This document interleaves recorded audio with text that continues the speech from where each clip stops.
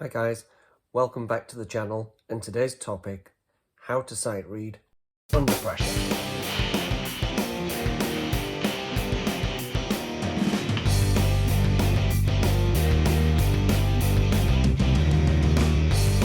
The likely scenario that you're going to be in where you need to be able to sight read, which is hard enough as it is, but whilst under pressure, is when you're accompanying a soloist.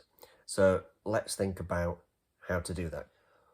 One of the most important things as an accompanist, which ties in with us sight reading under pressure, is being able to maintain a pulse, because ultimately we're there to support the soloist. And if we can't maintain a regular pulse, then they haven't got a rock to play with. And there's no getting away from it. This is hard, because it's hard enough just sight reading, sat by yourself, playing the piano. Never mind having this pressure of having to maintain the music for somebody else to play along with. So what do we do?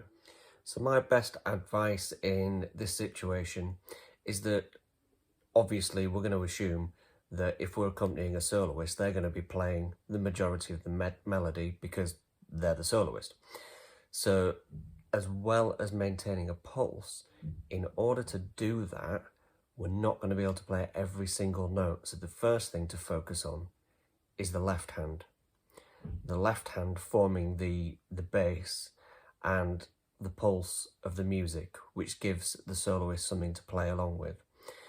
Now, you can also put as much of the right hand in as you possibly can, but one thing that you can take out of the accompaniment, particularly with vocalists, because on the accompaniment for vocalists, you often find that the melody is doubled in the right hand, which is quite difficult to do, particularly with whatever else is going on in that right hand. But B, there's no point doubling what the soloist is doing. We want to hear the soloist do it. Plus, whatever little nuances or ways of pulling the music about to show their expression and the way that they want to perform that piece would mean that we would have to copy that exactly for the ensemble to be together. So even if I'm sight reading something whilst accompanying and I'm confident in what I'm doing, I tend to take that melody part out for that reason anyway. And just like sight reading and performing in any situation, even in lessons with our teacher, the most important thing is obviously to maintain that pulse, and I can't say that enough in this video. But obviously as you gain confidence by doing this more and more, you can add more of that right hand in, particularly if there are intricate parts of the piano that are well known for a particular piece. But as I've said, so far we focus on pulse, left hand, and supporting the soloist. So just like with our own sight reading journey, as I discussed in my previous video, the only way that you're going to get better at doing this is by doing it regularly.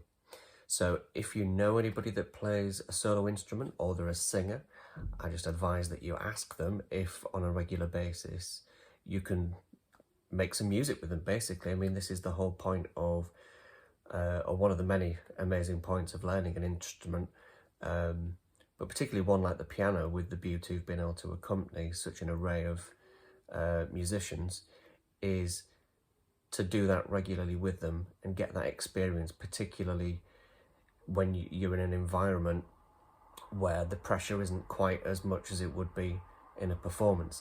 If you don't know anybody that plays a musical instrument, then the other thing you could do is have a word with your teacher, and you could ask if they have any other students, particularly lower grade ones, for you to get some experience with. Not only is that going to be really helpful for you, but it's incredible experience for them getting to play with an accompanist. So, whilst we already know what we need is experience, and for experience we just need to do it lots and lots, as much as we possibly can, with as many different instruments and levels as possible, building our way up to more complicated accompaniments and ensemble writing.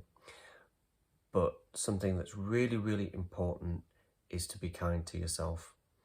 This is a really difficult skill. It's not something that you're going to be incredible at immediately, and there's always going to be room for improvement. So be kind to yourself, forgive mistakes, but just try and learn from them. So once again, thanks for watching this video, guys. Do consider watching my previous video, which was on sight reading, and subscribe to the channel because it really helps. And if you're feeling really generous, give it a share and a thumbs up. Cheers, guys. Take care.